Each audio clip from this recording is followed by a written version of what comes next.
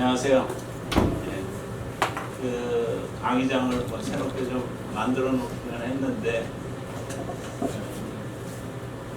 조금은 좀 미흡한 것 같기도 하지만 좀 더 다듬어 가다 보면은 좋은 효과가 있을 거라고 생각합니다. 오늘은 그 두 가지에 대해서 얘기를 합니다. 주로 이제 캔서에 관한 부분인데요.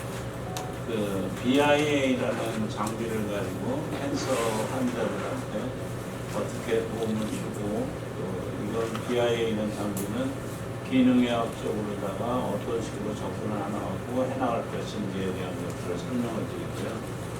두 번째는 이제 여러분들이 뭐 다 아시겠지만 암 치료에는 기본적인 치료 방법은 있고 그 다음에 그 관리를 어떻게 해나가야 될 것인가에 하는 부분에 대해서 파이토케미칼을 가지고 이미 과학적으로 입증된 자료만을 가지고 설명을 드리는 시간을 갖고자 합니다.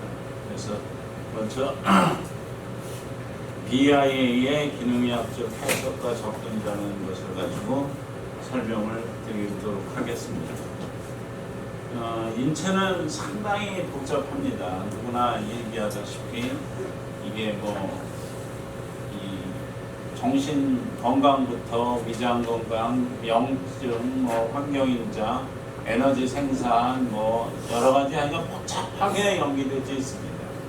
근데 이렇게 복잡하게 연계되어 있는 게 하나가 잘못이 이루어지게 되면 전체가 다 잘못된 방법으로 이루어지는 것이 일반적인 우리 몸의 상태라고 여러 선생님들이 말을 하고 있습니다. 인체는 아주 복잡한 거다. 그만큼 아주 복잡한 것으로 되어져 있죠. 근데 그렇게 복잡하고 어려워도 다 제갈 길은 있다라고 생각하는 게 기능의학을 하는 선생님들입니다. 근데 이런 길을 내가 어느 길로 찾아가야 되는지 하는 그 해답을 주는 첫 번째 열쇠가 저는 BIA라고 자신 있게 설명을 드릴 수 있겠습니다. 이미 BIA라는 장비를 쓰시고 계신 선생님들도 있고 또 저게 뭐야 이렇게 하시는 선생님들도 있겠지만 그 해답을 우리가 사람이 딱 진료를 들어왔을 때 몸이 아프다고 왔을 때 그 환자의 어떤 방법으로 어떻게 치료를 해야 되겠나 하는 것들을 알려주는 그 지표를 알려주고 있는 게 저는 BIA라고 확신하고 있고 지금도 왜 이런 장비가 의료계에서 안 쓰이고 있나 이런 하는 의구심을 가지고 있습니다. 그런데 이 장비가 안 쓰이는 이유 중에 하나가 이 장비를 처음에 이렇게 도입을 해온 회사가 이게 신의료 기술을 도입을 해서 이것이 의료 기술에는 어떤 이게 병원에서 어떤 진료 목적으로 쓰고 어떤 것을 해야 된다라는 것을 시작을 했으면 괜찮았는데 그냥 의료기기로만 들여오고 확인 받아놓고 했지 그것을 받지 못했어요.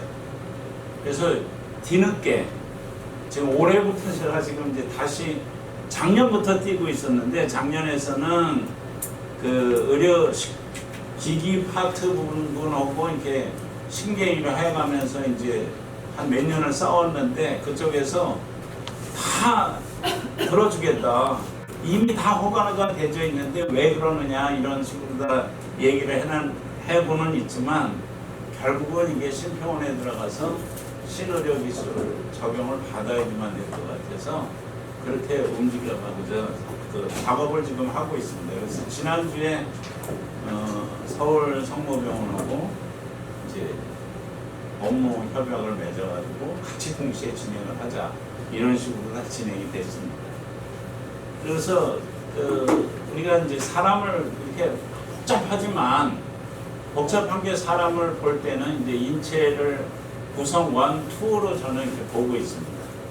첫 번째 이제 구성이 이제 머슬, 그 다음에 지방이 얼마만큼 있느냐, 그 다음에 물이 얼마만큼 있느냐 이런 것들을 보는 그 인체의 구성 1하고요. 두 번째가 그 인체의 구성 2 해가지고 우리 몸에 약 한 60여 가지의 원소로 구성되어 있다고 그러는데 그 그 원소가 어떤 구성으로 얼마만큼 되어 있느냐 하는 인체의 구성 두 가지를 보고 있습니다. 그래서 6대 필수 원소고 알카리 금속, 알카리 토금속, 할로겐 원소, 전이 원소 이런 것으로 해가지고 대개 한 20개의 원소를 보게 되면 이 사람의 질병이 왜 생겼는지, 그러니까 인체의 구성 1과 인체의 구성 2를 보게 되면 질병이 왜 생겼는지 하는 것을 이렇게 가이드라인을 이렇게 여러 가지 복잡한 길에서 아주 쉬운 좁은 길로다가 끌어갈 수 있다라고 저는 이렇게 생각하고 있고 또 그 가이드라인을 만들려고 노력을 하고 있습니다. 그래서 건강은 저는 이제 균형이라고 생각합니다. 이게 균형이 깨졌을 때 이제 문제가 일어나게 되는 것이죠. 그래서 균형은 항상성을 유지하게 되는 것이고 항상성을 유지하게 되는 것 중에 우리가 체온이라든지 pH, 수분, 혈당, 그 다음에 혈압, 뭐 산소, 소금 농도, 칼슘의 농도, 뭐 이런 것들에 대해서 이 균형이 깨지게 되면 질병이 나타난다는 것은 여러 선생님들도 다 잘 알고 계실 겁니다. 근데 이런 것들을 이게 그냥 생각하는 게 아니고 우리가 기능의학 검사라는 것은 이런 것들을 하나하나 검사를 해보고 체크해보고 그것에 이견이 있는지 없는지를 체크해 나가는 검사라고 볼 수 있습니다.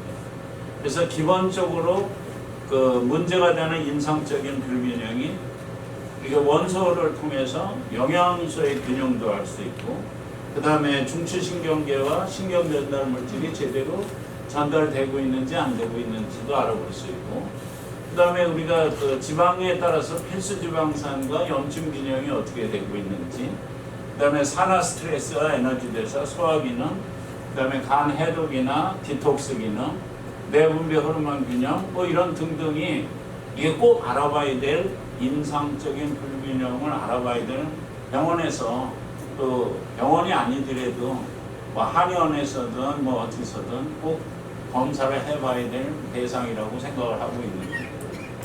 그래서 우리가 이런 것들을 봤을 때 임상적인 불균형을 추측하지 말고 꼭 검사를 통해서 확인해가는 것이 꼭 필요하다라고 저희 메디넥스 또 저는 꼭 생각하고 있습니다. 그래서 보면 알 수 있고 알아야 보인다고 검사를 통해서 여러 가지를 확인해가는 방법이라고 생각해 볼 수 있는 것들입니다. 그래서 이런 기능의학적 검사는 여러 가지 검사가 있어요. 뭐 혈액 검사를 통한 생화학적 검사, 지금 이번 시간에 설명을 하고자 하는 BIA 검사, 그 다음에 BTA라고 해서 이제 ECS 검사라고 하는 거, 그 다음에 TMA라고 해서 모발 미네랄 검사, 그 다음에 아연 검사, 그 다음에 타액 호르몬 검사, 유기산 검사, 뭐 푸드 알러지 검사, 비타민 C, 유전자, 뭐 NO, 그 다음에 이제 프리레디칼 등 이런 여러 가지 검사들이 기능의학 검사를 하고 있고 어느 것들은 검사를 통해서 검사라고 주어져 있는 부분들도 있고 또 어느 것들은 아직은 검사라고 하기에는 못하고 그냥 분석하는 걸로다가 이거 돈을 이렇게 검사를 하게 되면 이게 우리가 심평원에서 인증해준 검사 부분이 되고 분석이라고 그러는 것은 심평원에서는 인증을 해주지 않았지만 병의원에서 이게 환자를 고치기 위해서 꼭 필요한 검사들을 우리가 분석이라는 것을 가지고 이제 쓰여지고 있는 것들이죠. 그래서 우리가 여러 선생님들이 알다시피 타액 호르몬도 그냥 호르몬 관계를 5가지 호르몬을 분석을 해서 이 타액 속에 있는 것을 다 분석을 해주는 거고, 그 다음에 유기산 검사도 선천성 대사 이상 어린애들을 통해서는 많은 병원에서 검사를 해왔지만 지금 이제 우리 일반인들 기능의학적인 측면에서 봤을 때는 소변에서 나오는 유기물질에 대해서 검사를 해보고 이것이 어디에 문제점이 있느냐를 찾아내는 이런 검사들을 통해서 질병의 원인을 찾아가는 쪽으로 가고 있는 것들이죠. 그래서 기능의학은 정상적인 생리 기능을 방해하는 것을 제거해주고 건강을 유지하는 데 필요한 것을 적절히 넣어줘서 인체 스스로 치유 능력을 회복할 수 있도록 하는 것이 이게 의학이 이제 기능의학이라고 얘기를 하고 있습니다. 그래서 기능의학 하는 분들을 어떤 분들은 저 사람들 돈만 많이 받아먹으려고 이상한 일을 하고 있다, 이렇게 그 혹평을 하고 있는 인터넷 기사도 봤어요. 근데 이제 그러고 이제 그 사람들 하는 말들은 전부 들으면 그럴듯한데 실제는 아니다, 뭐 이런 얘기도 있지만, 기능의학의 실현칙이 생화학적 개별성을, 사람마다 생화학적 개별성을 인정해 준다는 거고, 그 다음에 질병 중심적이 아니라 환자 중심적으로 치료를 한다는 거고, 그 다음에 몸, 마음의 내외 쪽에 역동적 밸런스를 찾고, 그 다음에 내부 생리학적 요인들의 상호 연결을 찾아주고, 그 다음에 질병이 없는 상태가 아닌 실제 생명력으로서의 건강력을 넓혀주고 생리 기능이 활발하게 되는 거, 그 다음에 이런 여러 가지 하는 것들을 우리가 기능의학의 7원칙이라고 얘기를 하고 있습니다. 그래서 기능의학을 하는 부분은 일반적으로 이렇게 인간의 수명은 이상적인 것은 이렇게 그 길게 120년까지 살아갈 수 있는 부분인데, 우리가 사람들은 일반적으로 한 60년, 국산이라 그러지 뭐 한 60년 쓰면 다 이렇게 고장이 나기 시작을 하죠. 그래서 이제 75세, 80세면은 못하게 되는데, 이 부분을 여기까지 이상적이 가는 부분은 못하더라도 우리가 요만큼을 포스트 라인 세라피 해가지고 이 프로그램을 통해서 이상적으로 아이디얼한 라이프 사이클을 이뤄갈 수 있게, 죽는 그날까지 건강할 수 있게 만들어주는 기능을 우리가 기능의학 검사를 통해서 인간의 수명을 넓혀가는 부분이라고 얘기할 수 있습니다. 그래서 퍼스트라인 세라피라는 것들은 그 연구 교육 프로그램이에요. 미국에서 어떻게 하면은 더 오랫동안 살 수 있느냐 하는 부분에서 연구 교육 프로그램인데, 이게 만성폐해성 질환의 위험을 줄이기 위해서 식이요법과 생활습관의 선택이 중요하다는 사실을 환자와 일반 대중에게 가르쳐주는 프로그램이 퍼스트라인 세라피입니다. 근데 이것은 저는 너무나 중요하다라고 생각을 하고 있습니다.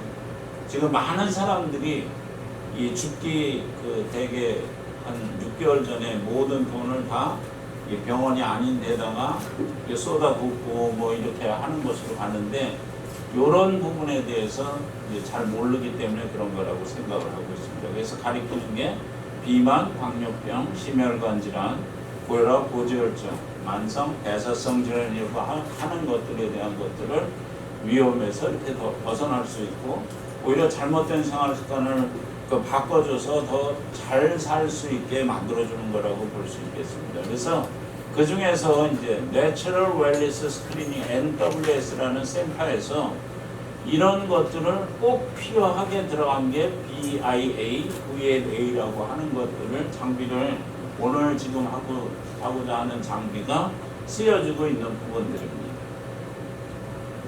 그래서 BIA 장비는 질병의 예후를 측정할 수 있는 국내 유일의 의료 장비라고 되어 있고, 장비는 이렇게 조그맣니다. 요 쉬는 시간에 가서 측정을 해보셔도 됩니다. 그래서 FDA 공인을 받은 장비로서 환자의 영양과 기능 상태, 사망률을 예측할 수 있는 의료 장비라고 되어져 있습니다. 암, 에이즈, 간질환, 근미측성 경화증, 류마티스, 신장질환, 그러니까 현대의학으로다가 잘 고치기 어려운 질병들을 이게 영양 상태라든가 기능 상태를 평가해주는 장비라고 할 수 있겠습니다. 이것은 지금 대학병원에서는 CMC에서는 전 대학 8개 브랜치에서 전부 다 사용하고 있는 것으로 되어져 있습니다. 그리고 이 장비의 또 새로운 것은 특장점이라고 하는 것들은 영양치료 가이드를 제공해 줍니다. 나온 결과를 가지고 어떤 영양제를 써야 될 것이냐 하는 것들을 가이드를 알려주는 장비입니다.